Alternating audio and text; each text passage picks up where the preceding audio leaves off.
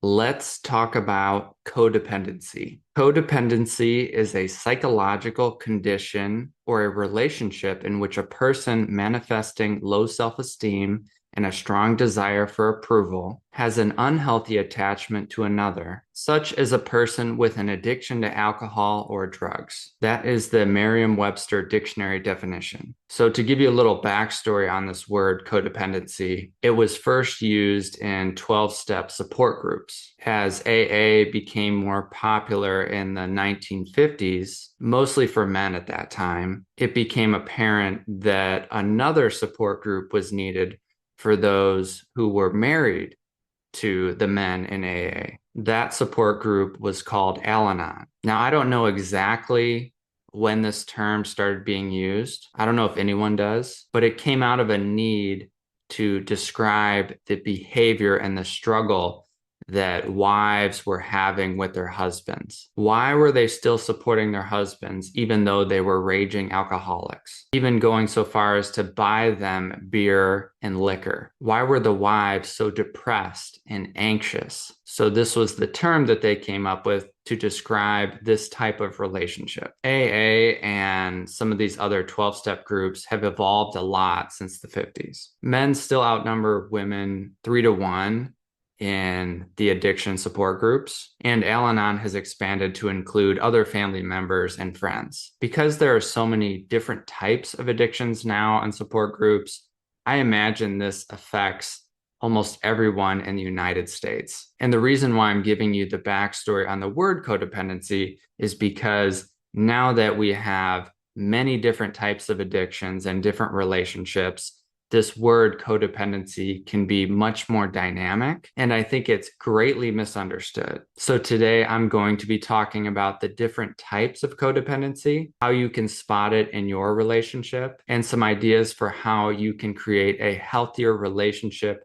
to your own dependence on each other. I'm Bryce Bauer, and this is the Relationships Made Simple for Men podcast. If you're a man who wants to up-level his relationship game and you want to work with me, there's basically 3 options. One, you can do couples coaching with my wife and I. Our specialty is helping couples build emotional safety so that they can have an intimate, loving, and powerful relationship. You can work with me one-on-one, or you can join the men's group that I run on Wednesday nights. I will include the link to our websites in the description. So if you're getting a lot from this podcast, keep listening. I plan on putting out an episode once a week. And if you want to go a step further, go a bit faster with direct support, go ahead and reach out to us. All right, so back to the topic of codependency. This term has a very negative connotation. No one wants to be codependent because of what they think that word means. However, I see some people avoiding more healthy patterns because they don't want to be codependent and continuing to engage in unhealthy patterns because they don't know that they're actually in a codependent pattern. So let's unpack this. First off, there's really nothing wrong with the term codependent. If you're in a committed relationship with somebody, you do want to be able to depend on each other, to lean on each other, and there are ways in which you will want to learn how to share the load of your life experience, whether that's financing or household duties or parenting. Each person has their own strengths and weaknesses and desires. So you want to figure out how to balance that so that it feels fair and to know what areas you can depend on your partner. So on its face, there's nothing wrong with this word, and I can see why people might get confused. There are other terms like interdependence and co-regulation that sound very similar, but mean very different things. It can be confusing as people continue to come up with more and more terms. And it seems like the definition changes as we go along. Gaslighting, narcissism, love bombing. Sometimes I get asked to define these terms, or people want to see if this is happening in their relationship. And the reality is that I don't always know. I'm pretty good at spotting unhealthy patterns, but I don't always have a clean, neat box to put them in with a label. And I think I want to say that because I don't think codependency is black and white. My guess is that all couples have some form of codependency in their relationship. Some of it might be helpful and some of it may not be. You will have to gauge whether or not you want to change something about this pattern and what impact it has on you and or your partner. So first, I want to talk about a few of the ways that I think people avoid more healthy behaviors because they don't want to be codependent. The first idea, and I hear this from a lot of men, is that they want to create a nice, clean dividing line between their feelings and their partners. They'll say things like, well, that's your shit, and I'm dealing with my stuff. Or why don't you just worry about you? And guys, I have to tell you, this is a complete delusion. You cannot go through life with a primary partner and think that you're not going to have a huge impact on each other emotionally, like all the time. And so you continually pushing your partner away and her feelings by saying things like that is only going to cause you problems and disconnection. The more informed move, the more loving move is to accept that yes, we do have a huge impact on each other. The way that I treat myself is going to impact the way that I treat you. I do hold some responsibility for how you're feeling because this is what I signed up for. And so I'm not going to disregard your feelings because that is a huge part of who you are. That's the better move. That's the move that will get you more of what you want, which whether you know it or not, it's connection and emotional safety. Another common mistake that I'll see men make in regards to dependency is that they will fail to see just how dependent their partner is on them and how real that is. I'll give you an example from my life. My dad did and still does engage in really risky behaviors. Growing up, he rode dirt bikes and street bikes, snowmobiles, quads, and he likes to go really, really fast. And as most of us know, especially on street bikes, there's a high chance that you can get hurt or killed, especially when you're riding as much as he does. You can be doing everything right, and someone still pulls out in front of you and kills you or hurts you. And he's had a few bad accidents throughout the course of his life. He fractured his back on a dirt bike. He really messed up his shoulder in a construction zone, which wasn't his fault. And then he had another crash about 15 years ago that was his fault, and he probably would have died if he didn't have a helmet on. So I grew up like that, just having a different sense of what's safe and what's not than some people do who don't do stuff like that. And this is something that Jenny, my wife, has brought to my attention. And I've really had to work hard to understand where she's coming from. And for the most part, now I do. I remember a few years ago, I bought a quad and I was super excited about it.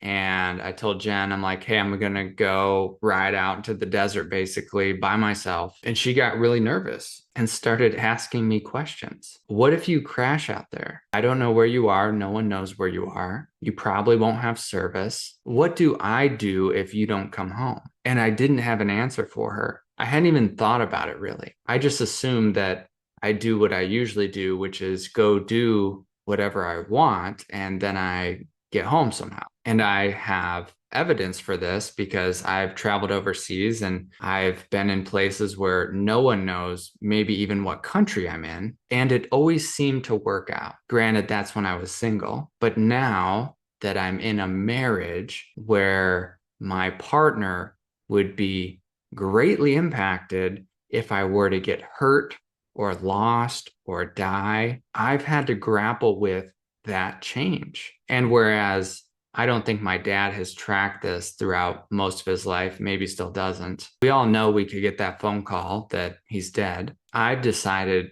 to really let Jenny's opinion and feelings into my experience and make changes so that she can feel more secure in our relationship. Now, when I go out on the UTV, I have a satellite messaging device, I have water, I have food. I'll send her the route that I'm going to take and I'll tell her when I think I should be home. That helps my wife's nervous system. And when I know I'm helping her nervous system, that helps my nervous system. I think this is a healthy form of dependence on each other. And the reason why I was telling you that story is that I see some men resist letting in their partner's concerns because they don't want to be controlled. Most men's worst fear is being controlled, having their partner turn into their mom and they're a little boy. But I think a lot of that has to do with how you're feeling about yourself internally. If you're underdeveloped emotionally, you will probably respond like a little boy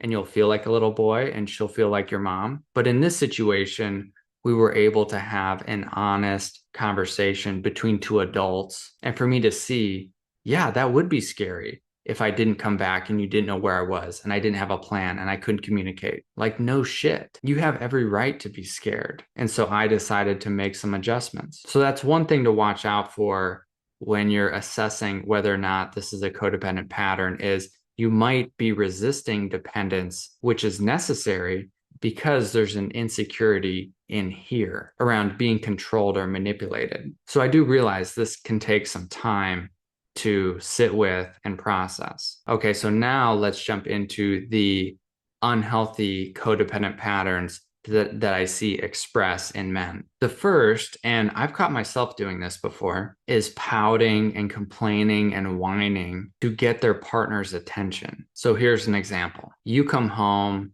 you're stressed from work, and even though you don't know it, you really need some care, some attention, some support. You're not really able to do that internally or notice it, so you want it from your partner, but she's tired or not in a great mood. Now, because you don't know what you're needing or how to get it, you fall into this powerlessness, frustrated, whiny character. You start complaining that she's never in a good mood. She never wants to have sex anymore. We're just roommates now, blah, blah, blah. This is a codependent pattern. What you're trying to do is leverage her guilt about how she's showing up in the relationship and not meeting your needs to get her to see you or have sex with you or connect with you more. And this can work. Logically, it can work, but emotionally, it's very unhealthy. You don't want to have to guilt trip your wife into paying attention to you or sleeping with you. It's probably going to feel insufficient and hollow for you. And eventually, once she sees what you're doing, she's going to be pissed off. And a lot of women are. Once they see that they've been emotionally manipulated by their partner's mopiness, irritability, depression, that doesn't sit well. Anger is a natural reaction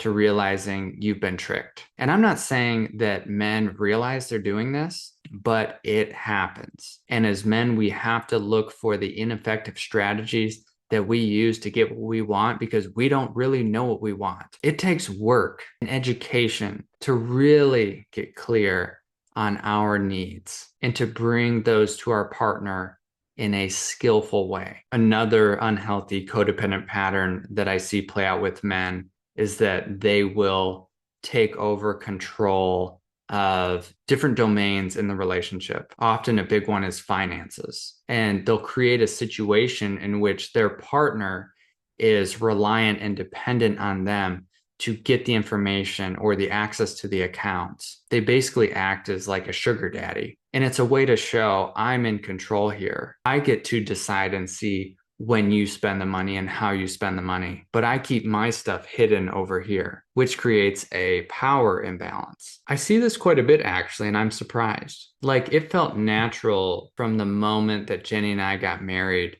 that we had shared accounts and we could basically see everything. And it's not that either of us is really tracking the other. Sometimes we'll ask about credit card bills or how much a purchase was, and we'll confirm bigger purchases with each other. That's always been pretty natural, but I'm surprised at how some couples operate. I'm not saying it's wrong either. Sometimes couples will have separate accounts.